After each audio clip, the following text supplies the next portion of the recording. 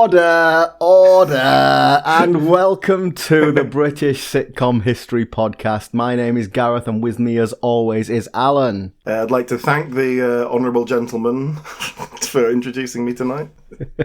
We are going into politics today with the 1990 sitcom No Job for a Lady, starring Penelope Keith. This was something that came up when we covered To the Manor Born, but aside from that conversation, I'd never really heard of this, and I'd certainly never seen it before, and I don't think you had either. No, certainly not. It came up in our Penelope Keith research, and the post-Good Life, okay, let's give all these guys their own sitcoms. And in Penelope Keith's case, several sitcoms. To the Manor Born obviously was an immediate success, but then there's quite a few others after that. Let's talk about those in a minute, but this was one of them. No Job for a Lady, starting in 1990, ran for 3 series. So I would consider that not a failure. That's not a flop, is it? 3 series. Sure. I will say that they're all on YouTube. At the time of recording, there are, the whole of Series 1 is just one file on YouTube, and then Series 2 is another on Series 3. So you can go onto YouTube, and you can find every episode of it there. It's not terrible quality, is it? It's all right. Yeah, it's okay. We're going to cover an episode. We're going to cover Series 2, Episode 1, Strange Bedfellows. But normally we sort of launch straight into the episode. I think because this is a bit more obscure, can we talk a little bit more broadly about the sitcom and just get a bit of background on it first before we leap into the episode? Yes, I'd appreciate that, because obviously having watched this, I know enough to understand what's going on. But yeah, I haven't got the context of politics in the early 90s. Yeah. I'll say this though, before we start. So, first series 1990, second one is 91, third one is 92, right?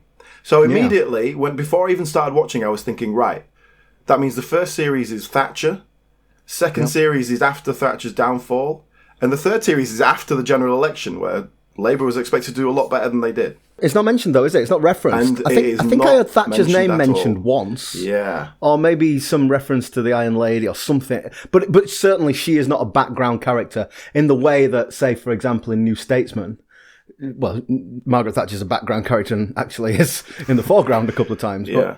But it's more about that backbench politics rather than government and leadership. Yeah, I just found that very interesting. It was kind of not that topical, albeit very set within its own time. And just to contextualise that, the whole concept of the show is that Penelope Keith plays Jean Price, who is a new MP. She's won a local by-election by a narrow margin, and she is a new MP in the House. And that's the kind of a whole new situation. I've got to learn the way.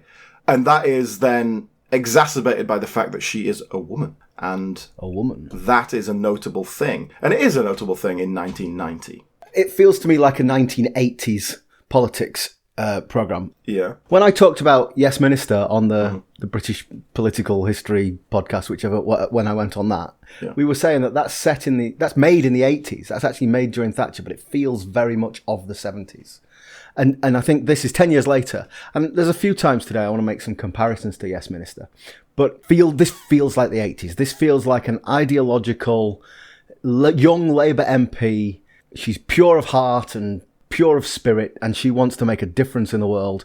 She comes up against that sort of the grinding wheels of Parliament and the machine of politics, and she can't make the changes that she wants to make. But I think I made the same comparison. It's a bit elephant in the room, Yes Minister. Like, how much is this Yes backbencher? It just feels like, the lesser cousin of Yes Minister to a large extent. Oh, I mean, it's not as good. It's definitely not as good. Yeah, but that's such an inevitable comparison. You've got to write it with that in mind, right?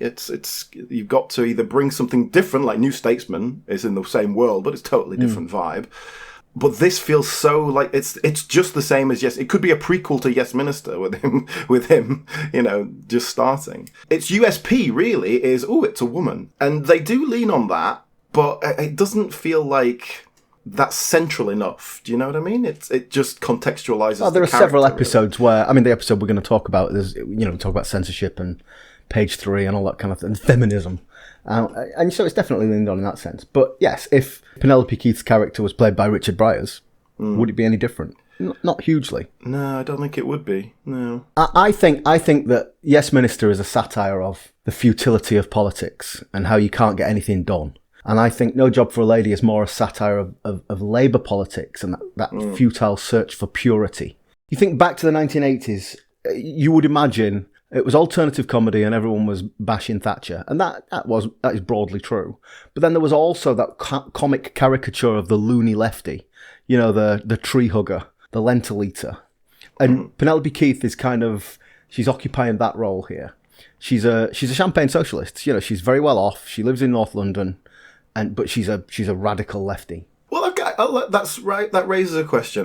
You can give me some context on this, because my knowledge of this era of politics is pretty limited. Obviously, I'm familiar with the New Statesman. So what I know about that is that Labour MPs all have regional accents and used to work in a mine. And largely that's what we see here. The two major supporting Labour characters are Ken, who is Jean Price's office mate, who is a Scottish Labour MP. Scottish Labour. And the whip, Norman, who is a Welsh firebrand ex-miner, presumably trade union leader. So that's Labour, right? That's old Labour. Well, sort of. But there were always these sort of posher socialists, you know. It's a theme that runs through Labour history. Tony Benn's a good example. A more contemporary example would have been Michael Foot, who was Labour leader in the early 80s. A very left-wing person, but, you know, quite posh. I suppose if you want to bring it up to date, Jeremy Corbyn's not really working class. You know, he lives in North London as well. And he's definitely from that strand. Not that there's anything wrong with that. You know, that's fine. You don't have to have worked down a mine to want working class people to have better rights. You know, that's all right. But that is the kind of perhaps cartoon context that I get from, say, the New Statesman. Well, perhaps this represents a change in the cultural zeitgeist of the time. So we're still in 1990, so the Tories were still in power, but they were stuttering. As you know, as Thatcher fell at the end of 1990, so after the first series. John Major took over, and they were sort of expected to lose the 1992 election. It was quite a surprise when they didn't. And obviously, we know that because of history, but at the time this was being made, it was probably being made in what they thought were the dying days of the Tory administration. And so Labour are coming into power, you know, and they were preparing for government. Neil Kinnock was still the leader, but they were reforming, they were bringing in these young sort of political people rather than those people who'd worked in the steelworks and worked down the mine, people who'd worked in politics. And, you know, Tony Blair's an example of that, Gordon Brown's an example of that. But we're still a few years before they sort of came to power. But nevertheless, that was a growing, you know, they didn't just come to power out of nowhere. When Tony Blair became leader in 1995, he'd obviously, you know, he'd established himself before that point. So you'd kind of got this sort of change of Labour. It was gone from being the loony left opposition of the early 80s to an alternative government. And they were trying to present themselves as in that way. Okay, fair enough. Bit of context there for us. Now, let's just address the show slightly more directly, and let's talk a little bit about Penelope Keith. Okay. Now, we dealt with Penelope Keith when we talked about To the Manor Born, and we kind of did a lot of detail on her, so I won't repeat it too much. But I think what I want to dig down in on Penelope Keith is her background. And I want to ask the question, how posh is Penelope Keith? Because I think our collective image of Penelope Keith is posh. It's Audrey Forbes Hamilton and you know, even The Good Life, a bit more middle class, but, you know, the upper class twit kind of annoying posh woman. Are you going to tell me she's a miner's daughter? No, she's not the son of a miner. This isn't a Richard Griffith situation where he was, you know, raised by a pub brawler and just plays posh. Yeah. But no, apparently I looked into her background a little bit. So what did her dad do? That's how we establish class in this country, right? So her father was an army officer, and he rose to the rank of major during the Second World War. So you tell me that you know about this sort of stuff, Gary, in terms of officer class. Is that legit officer class, or is that a war thing? Well, do you remember when we were talking about Captain Peacock? If you rise to the rank of major, you get to call yourself major afterwards. So that's a proper officer. But it means you're at least middle class. You wouldn't be an officer if you weren't at least middle class. Right. Well, she also went to boarding school, which is a pretty posh thing to do, isn't it? Well, that's certainly codes posh. But that's it. But it was in fact like a convent school run by nuns, which sort of implies not the posh. I was just going to say that sometimes you get kids from the forces who go to boarding schools because their parents are abroad. Yeah. You know, it doesn't necessarily... That changes the class dynamics of it a little bit. Yeah. Hey, I'll tell you this. This is a little interesting sitcom connection I discovered. She was at school with Judy Cornwell. Oh, yeah. from Keeping Up Appearances. That's right, yes. Who, obviously, that one famous role that we know her for, absolutely dirt poor working class. So, certainly they're not coded the same, as we say. No, not at all. And so, she went to drama school, but I know she worked like at a hotel to kind of help pay her way through. So she's obviously not like from money. And, ultimately when she got older, she married a policeman, which is a very sort of blue collar kind of job, isn't it? So I think Penelope Keith maybe just seems a bit posher than she is. I think based on what you're telling me, yes. Like I'm saying, she's not proper working class. But yeah, she's not Aristo, is she? Yeah. So is that perfect for this character? I guess is what I'm saying. Is that Jean Price? Probably. I mean, we don't really know exactly what Jean's background is, do we? But they live in a nice house in North London. She's married to a human rights lawyer. Yeah. They're doing all right. Well, let's contextualise the character a bit, because I think that does say a lot. What do we know about her? I actually kind of wrote stuff down, and there's very little that we learn as we go. So, what is she? 45 or whatever she is? She's become an MP. She lives somewhere near Parliament, because she lives at home with her husband. Her husband is a lawyer who has left his quite high up practice to go and work in a kind of a legal centre to help people. Yeah. Now, there's obviously a moral position to that. We're establishing that they are good people and they're socialists. They want to do good for the world around them, whether they like it or not. Yeah. You quitting your day job to go and work for presumably a lot less money when you're 55 years old is like, that's not something you can do lightly, right? You need to paid off the mortgage, mate. Yeah, no exactly. So they're comfortable, right? What we see of their home, it's a fairly standard, looks like a decent enough home for London. Not a bad size. 1990. I mean, London house prices were obviously higher than they were in Barnsley, but not quite as crazy as they are now. Yeah. But there are several episodes where they're moaning about money and they're worried about, the washing machine's broken down and we're not going to be able to fix that. So, what we know about Jean Price is the character. Nothing. What's her background? We know they've got 2 kids who are both grown up and flown the nest. So I think it's probably fair to assume in this context, this time period, she would have had a significant career break to raise her children. But also, if she's just won a by-election, she must have been involved in local politics, right? Yeah. But then, as we see in the first series particularly, she's extremely naive as to the sort of political machinations and the kind of the doings of politics. Now we can perhaps excuse that as a writing device. I think we have to, right? That's a little bit of exposition, isn't it? So that we as the audience can be her proxy. But it makes the character come across as really naive, which I don't think sets it up very well. And I don't know, her husband's a lawyer. Could we assume she was in the legal profession in some way, perhaps? And that has been my assumption, but it's hard to say. She might have just worked in local government. We don't know is the point. But I think that the character, she is a lefty. The causes that she champions are socialist, are feminist.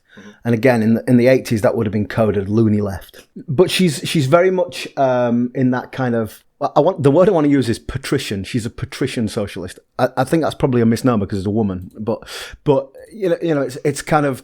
She's quite well off, but she thinks socialism is a good idea and she will sort things out for the plebs. I am being chippy about this. I'm conscious that I'm being really chippy about this. But that is how it comes across. And it's interesting. I was thinking about, who's she based on?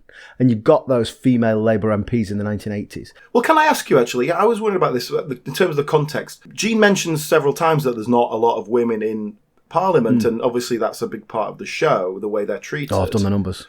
So, have you got some numbers? That would be great. Let me give you some dry numbers first, and then we'll talk about it in a bit more detail. So I didn't go back to the start of time, but in 1959 election, Margaret Thatcher was elected, and she was one of 25 female MPs. So that's 25. And just to contextualise that, there's 650 people in Parliament? Yeah, there are 650 now. It might have been a bit less than that in 1959, but not much less than that. So that's not a huge... But yeah, 25 women MPs out of over 600.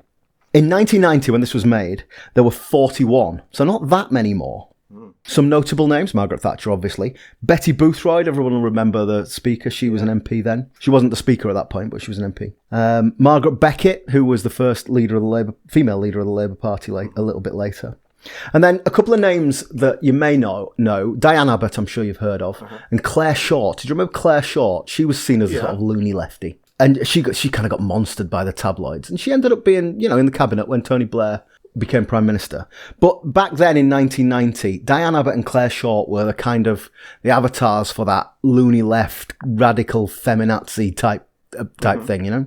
But they were I don't know their backgrounds, but my perception is they were sort of very working class and not what Jean Price is. My model for Jean Price, I think, is Harriet Harman. Right. So Harriet Harman won a by-election. She became MP for Peckham in 1982. And then she obviously held the seat until relatively recently. 2024, the election, then she stepped down. And she was a lawyer. And I kind of think that she's, not a direct model, but that's the closest comparison that I can find. Mm-hmm. Incidentally, you may, when I see the name Harriet Harman, what I think of is the Daily Mail used to call her Harriet Harperson because they are so droll instead of Harriet Harman. And I will tell you, if anyone ever says Harriet Harperson, there is a 98% correlation with them being a tedious bore. Like they are. It's a big red flag to avoid a conversation with them at a golf club. But I always quite liked Harriet Harman. But I think in 1990 she would have been a really good avatar for the writer here to say, okay, this is someone who's come into politics, ideological, idealistic, and is having to find herself banging her head against brick walls. Well, I think what's interesting about Jean Price, our character here as well, is that she's not a young firebrand. She is, middle-aged. My kids have flown the nest, and now I'm kind of back to work. And I think that creates a slightly different kind of context. I think if anything, it's going to soften her character, which is probably what they want. If anything, this sitcom is soft. It's certainly got not a much edge. Do you know what? I challenge you on that, Alan, because there are... One of the things that annoys me about Jean is that, and we'll see this in the episode we're going to cover, she has her idealism, and sometimes people get hurt for the sake of her cause. And that happens quite a lot. It does. Now, you're right that we don't really see the consequences of that. This is not a kitchen sink drama of a sitcom. But I think that she is quite destructive. Yeah, but not in a, what I mean is not in a kind of like firebrand, we're going to smash the system and there's going to be collateral damage, we don't care kind of way. She's just like, oh, well, that happened. No, she just doesn't realise, she doesn't notice the collateral damage. Yeah, or it's certainly not particularly well referenced. I mean, we'll look at our episode specific. There is a very blatant example of that in this episode we're going to look at. Can I finish my numbers? Because I got distracted by Harriet Harperson. So, where were we? 25 women MPs in 1959. That went up to 41 when this was made. Uh-huh. And then in 1997, when Blair became Prime Minister, there was a couple of things that happened there. Well, first and foremost, it was a Labour landslide. So a lot more Labour MPs came in. And generally speaking, the Labour parliamentary party were skewed more female than the Tory.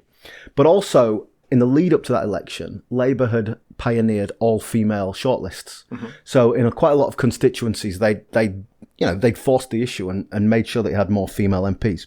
As a result of that, after the 1997 election, we went from 41 to 120. Nice. So, very nearly a quarter. That's a significant jump. I mean, that's a significant increase. It is a significant jump, but it's interesting that it's still under 25%.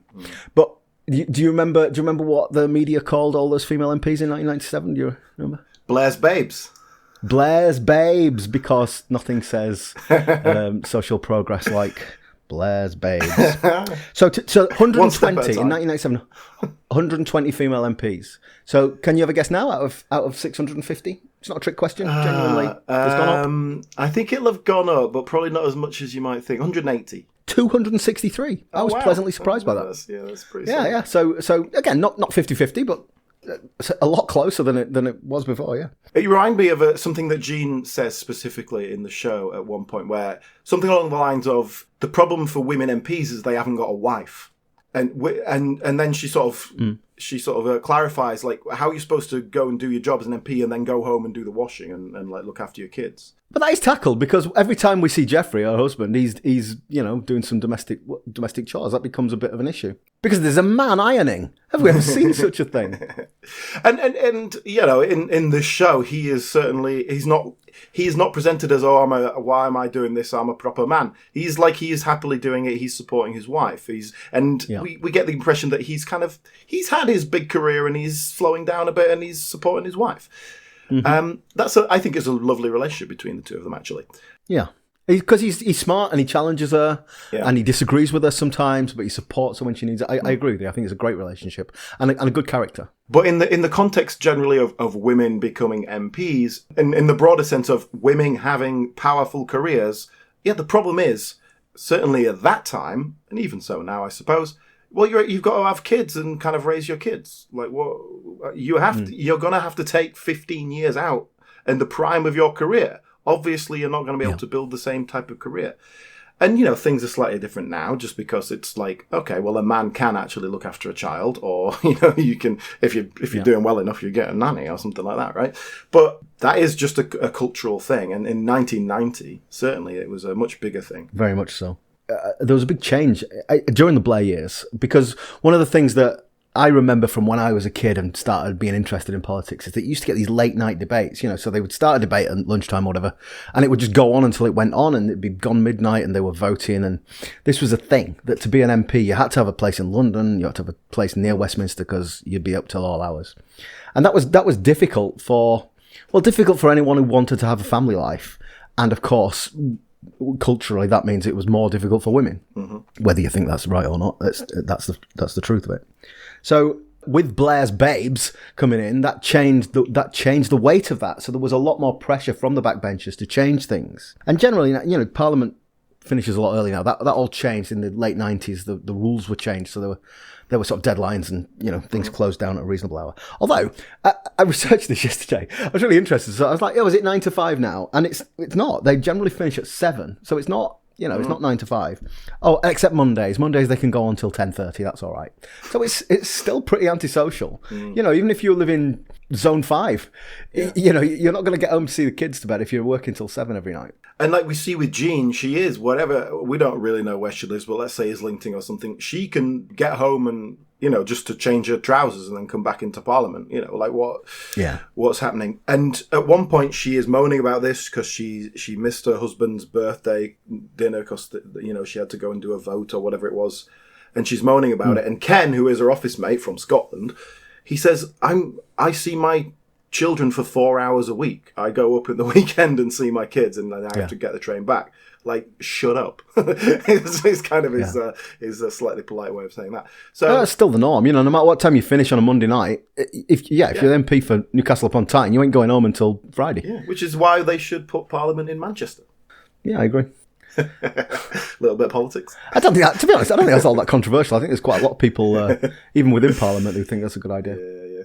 Why don't we start the episode? Let's go into the episode and we can branch off as we go through. Okay. So, do you want to intro the episode for us? So, this is the first episode of Series 2. It's called Strange Bedfellows. Series 1 really does a lot of that kind of establishing of what is the world of politics, what is this, what is that. And Jean Price is this new, naive MP who is kind of learning the ways as she goes.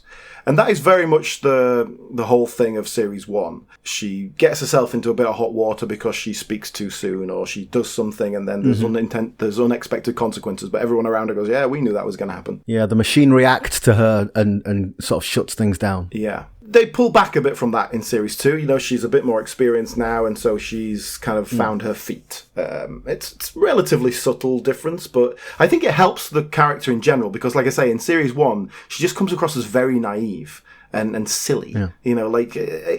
And not only does she not know things, which is obviously somewhat to be expected, but she'll act without trying to find out things, or So I have heard this though, Alan. I've heard many MPs talk about this. About how there's no training course, there's no induction. Yeah. You just kind of get on with it, and the rules are archaic, both the written and the unwritten rules. And it's the unwritten ones that get you, isn't it? Sure, but I think that's an accurate, especially if you're coming in as winning a by-election. It's just you haven't got a cohort of other newbies. I think that must be very difficult. Mm. Yeah, I suppose so, and I think that's what you keep your mouth shut and sort of keep your head down. And Jean doesn't do that. She is a bit like, well, no, I want to say this. And then she realises she's got the world to change. Yeah, you're going to get slapped down. So, but again, because of the character and the sort of soft edges and a kind of a nice rounded handling by Penelope Keith, This isn't, I'm a young firebrand and I'm going to come in and change things. Oh my God, what's happening? It is just a kind of a sort of stuttering, I'd like to do this. Okay, that's gone wrong. So it lacks energy, I think, is perhaps what I'm trying to say. Even if it is, in that sense, more realistic. Oh, speaking of lacking energy, shall we just have a quick mention of the opening credit titles? Yeah.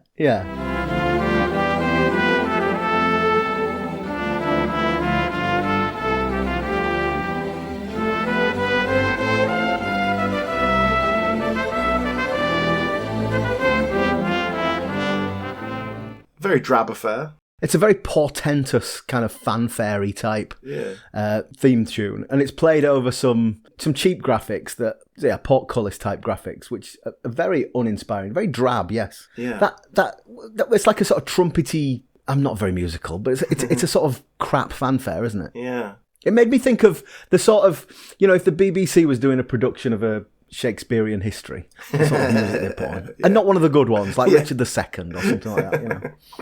Yeah, I haven't got a lot to say about it anyway. It's pretty, it's just a bit crap, isn't it? It's not uplifting. It's not uplifting. We talked a lot about theme tunes being, here we go. Okay, jolly, here we are. It's going to be a comedy. It's got none of that. It says, this is going to be serious, settle down. But this specific episode, the opening scene, I mean, this is a nice bit of writing. It completely sets us up for the rest of the show. It's literally a close-up of Lady Chatterley's lover, an infamous book that was banned in all kinds of ways because it was too sexy. And it's Geoffrey, who is Jean's husband. He is reading it and basically finishes it and goes like, I don't know, it wasn't that bad. I don't know what all the fuss is about, a bit of sex in it. Bit of humping. They use the word humping a little bit in this scene, which is not it's not a word that's used regularly in the show, but we don't want to say sexual intercourse, congress. So let's say humping as an alternative. You all know what we mean. This little conversation between Jean and her husband, it sets up the episode. It's them talking about the nature of censorship, and how that can be an awkward position. Like, it very much depends on what your position is. Yeah. You start censoring one thing and then something else comes along. It sets up the episode really well. In fact, it sets it up too well. Yeah. Because it basically has the entire debate and discussion in 3 minutes. And why do we need the rest of the episode? And why is Jean taken so by surprise when it all happens? Yeah, because essentially the discussion is Jean is saying that, ban this sick filth, porn should be banned, but not that, because that's literature. Yeah. Whereas Geoffrey's saying, well, it's a bit more complicated than that, isn't it? And that is exactly what the next 20 minutes are. Jean saying, no, ban this sick filth, but not that. And everybody else going, well, no, what about this? Ban this her not listening. Yeah. She even mentions that she's got the satanic verses included in the library, despite the fact that the Muslim community want to ban it. But she got Black Samba, which I don't think is a real thing. I got Black Sambo. When I googled Black Samba, I just got some Adidas trainers, so that explains that. Obviously, that's a racist old book, and she'd got that banned. So, one man's sick filth is another man's political expression. That's that's the episode. I've summarised the episode in one sentence. Yeah, and that's kind of the problem. We do this in the first couple of minutes with this discussion between them.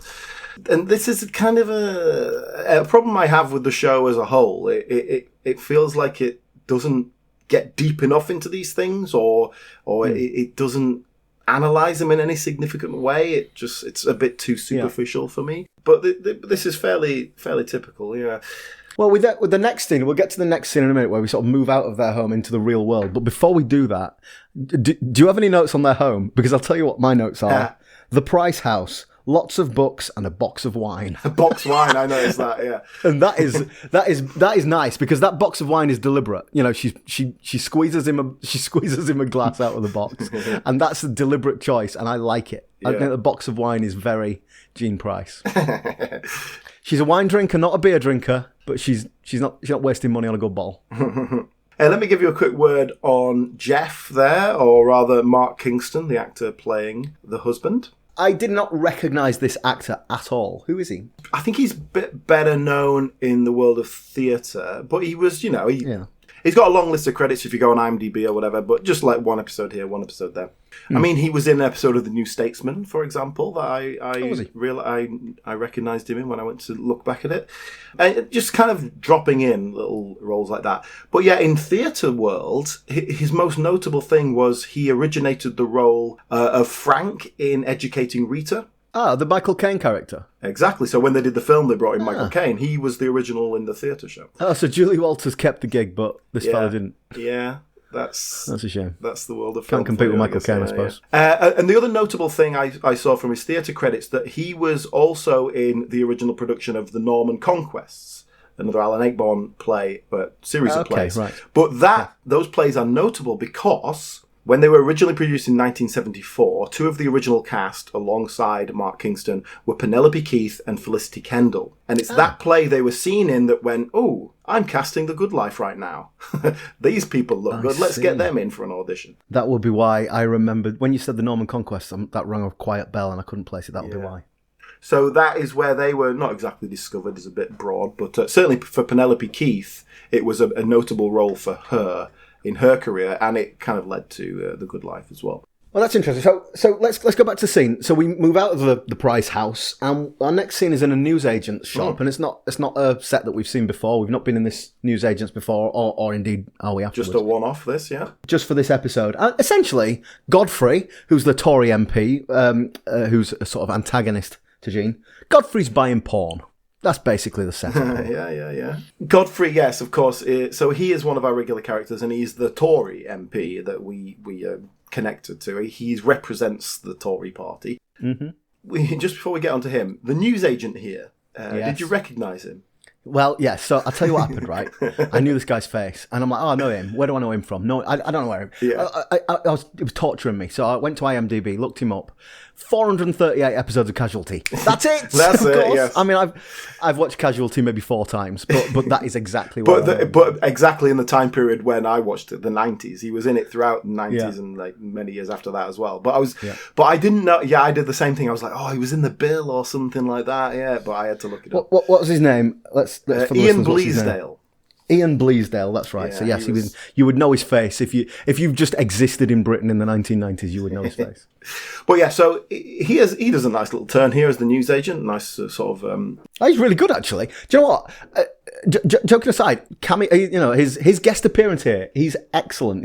He fulfils the role really well. In a way that those one episode characters can be a bit ropey sometimes, can't they? Yeah, but yeah, it's great. So. This is the local newsagent to the House of Commons, and all our regular characters. All the MPs buy their magazines in there. And what I like about this is all 4 of the MPs that we know are in there at the same time, but no other MPs are. Yeah, exactly.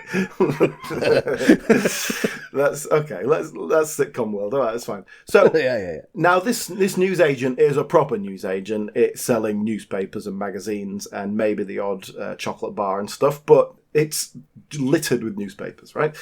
Yeah. So what do our regulars buy? I wrote it down. Do you want to see? All right, okay. So we'll establish I've written down Godfrey's buying porn, but apart from that, I know that Jean was buying Ecology magazine. Yes. What else was Jean buying? Jean buys Ecology magazine and The Independent. The Independent, okay, not The Guardian. Interesting. Yeah, and later on, when she tries to buy Spare Rib and Marxism Today, or whatever they were. Spare Elbow, as Godfrey calls it. Spare Rib and Marxism Today, which are, I mean, Marxism Today is fairly self-explanatory, but Spare Rib was a really left-wing magazine. Yeah. Just to contrast that, Godfrey, this is his list. Telegraph? No. He goes, The Times, The Financial Times, Money Monthly, Money Magazine, You and Your Money, and The Usual. The Usual, which it transpires later as Playboy. Yes. Well, that's really interesting because I didn't pick up on that. But let's talk about Godfrey, because the emphasis on money there, I think, is really important and really of its time. So that was one question I had about. Yeah, we've just contextualised our Labour MP and kind of where they were at. So where's Godfrey in this? Godfrey Egan, our Tory MP. Well, Godfrey is a Tory MP, and he's Jean's. He's her antagonist, political antagonist, but he's also her pair within the context of the drama. Do you know what that is? Do you know what pairing is? I do, because of this show, yes. Well, it's kind of an arrangement, an informal arrangement. It's one of these unwritten rules between a government MP and an opposition MP, whereby if there's a big vote and, someone needs to go off and it's their wedding anniversary, or they want to actually see their children for a change, then their pair will also not vote so that they kind of cancel each other out. Yeah. It's a system that still exists, and it has for many, many years. Sometimes it breaks down when for example, during the Brexit debates, there was every vote counted, and so the party said that, look, there's no pair, and if you're stuck in hospital, tough.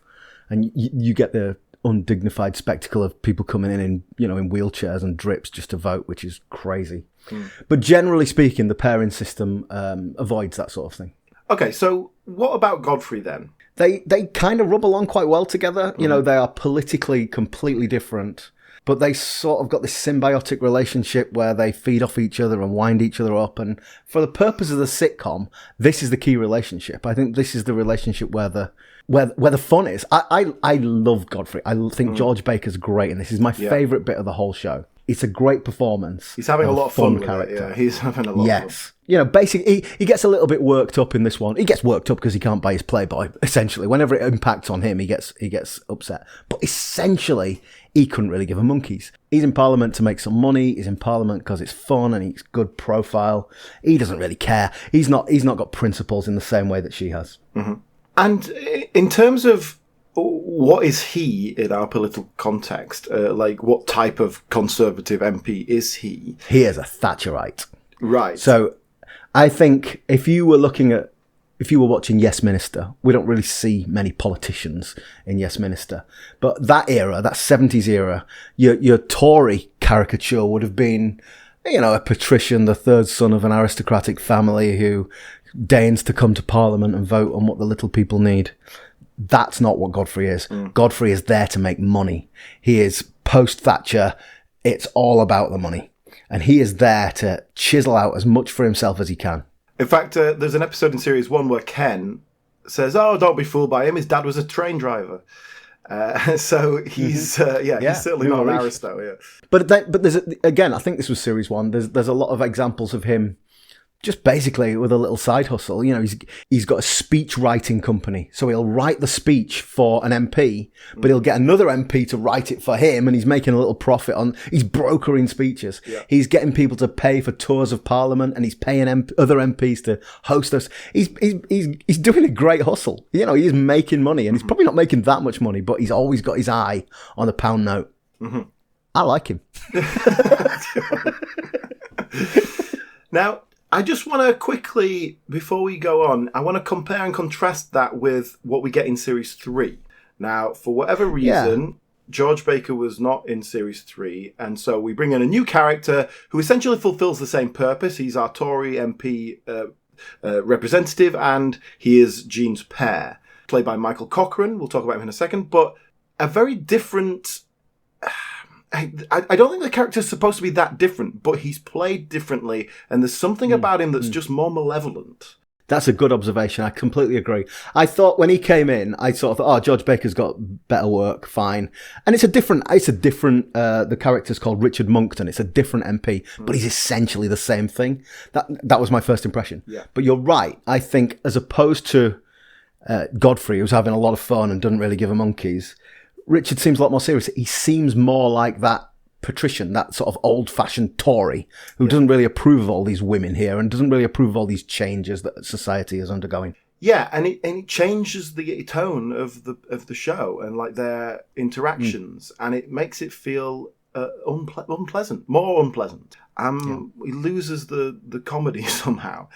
Do you know what it reminded me of when we watched Game On? And the significant difference of the cast change from Series 1 to 2. In that case, it's the other way round. It goes from quite a serious, dark character, albeit it's still a comedy and it works on that level, to a much more silly, slightly caricature. It kind of goes the other way. But it's a character change where, they're not trying to change the thing, I don't think, but just because of the way it's played or the way it comes across, it actually changes the tone quite significantly. Can we talk about the actors, George Baker and Michael Cochrane? Let's talk about George Baker, because I know I've already said this, but I'm going to say it again. He's brilliant. I love his performance in this. Well, George Baker, for as far as I'm concerned, is Tiberius in I, Clavdivs. That's kind of my immediate headline note of him. Naturally. Well, we've come across him before in the episode of the Fenn Street Gang that we talked about, and there was a spin-off, Bowler, wasn't there? That's where he plays a kind of low-level gangland type guy. But I didn't watch this. I remember you saying he was really camp in that, and he's definitely bringing that energy to this. Yeah. I like George Baker as well. Yeah, he's just always quite playful, I think, and not as Tiberius actually, particularly. That's quite your serious, properly classically trained theatre acting. But Bowler is probably, if you're talking, he was a lead in a sitcom. That's it, really. But he's been in all sorts of things. He's a proper actor, isn't he? Didn't he play a detective? Wasn't he a detective in a lot of... Inspector, what was it? Rexford or something like that? Which one is it? Wexford. Inspector Wexford. Is that who he was? I think... one of those. Or was it George Gently? No, it was Wexford, I think. But one of those TV detective types, yeah, he was that. Yeah, there's an episode of Some Mothers Do Have 'Em where he's that's a notable guest appearance where he's just getting furious. Frank Spencer, things like that. He's just one of those guys who'll turn up and but always kind of delivers. He's a very, very good actor, I think. I think he makes some great acting choices in this. There's he's so smarmy, but ingratiating, but he just keeps it the right side of too much.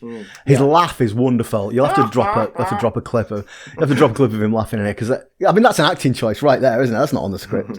So you're going to support my bill? Like a truss, to the hilt. Well, if our stairs were nearby, Godfrey, I'd go to the foot of them. Adversity, Jean, and politics brings a man strange bedfellows. No, just to the foot, not the top of the stairs, Godfrey. Oh, touché.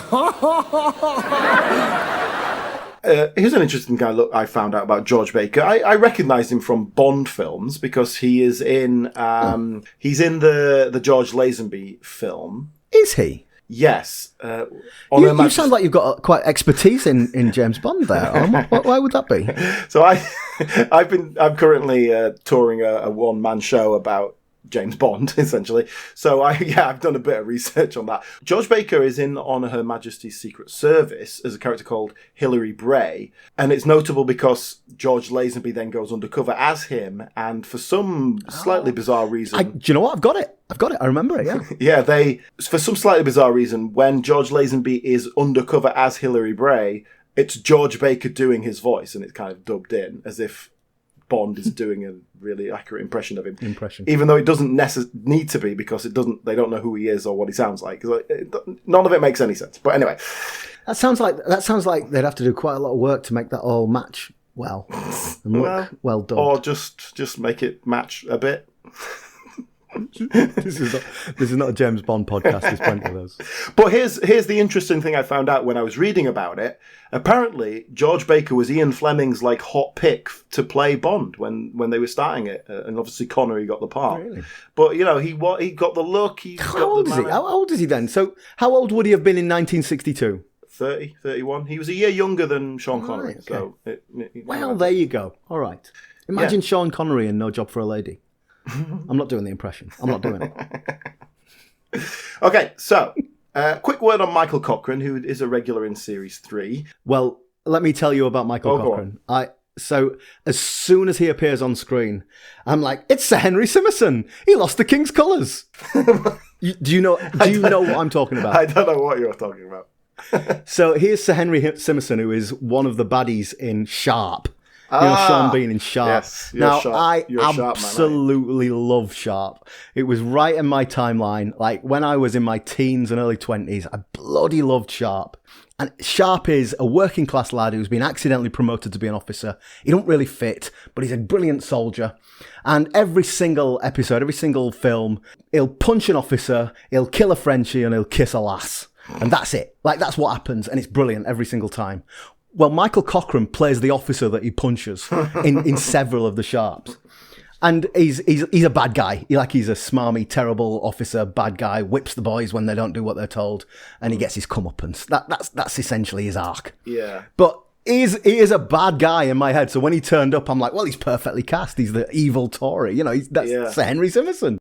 I got a lot of baggage there. What else has he been in? everything. Michael Cochrane is one of those faces you just see everywhere. Yeah. And like we say that a lot with a lot of these older actors, particularly. I mean, usually of an older age than Michael Cochrane. But yeah, I mean, just in terms of what we've dealt with on the show, he's in an episode of Dear John. Back in the day, he was in an episode of Keeping Up Appearances when they're on the, I think, is it the QE2 they're on? When they're on the ship, that one. Oh, I do remember that, because I remember thinking, damn your eyes, Sir Henry, on the QE2. Yeah, exactly. And he was also more notably here, he was in the reunion episode of To the Manor Born. So that was after this, but obviously working with Penelope Keith again. But yeah, I was like, has he actually done anything like where he was a series regular? And the only thing I could find was a show called Perfect World in the year 2000 that ran for a couple of series. Well, it's Paul Kay. Dennis Pennis. Dennis Pennis, yeah. So after Paul Kay kind of became famous off Dennis Pennis, people tried to do things with him for a while, and Perfect World was one of those, a sitcom. Didn't do huge business, took a couple of series, but Michael Cochrane was in that as a regular. But that's the only thing I could find that was like a proper, what you'd call regular role in a sitcom. But he's been in everything, and definitely one of those faces you see around. Well, that's all we've got time for this week, but please do come back next time where we will continue our look at No Job for a Lady, get right into that episode and discuss some of the other actors and whatnot. In the meantime, if you want to get in touch, please do. We are on social media at BritComPod. You can find us on Facebook, search for British Sitcom History. You'll find us there. Thank you so much for listening, and we will see you next time.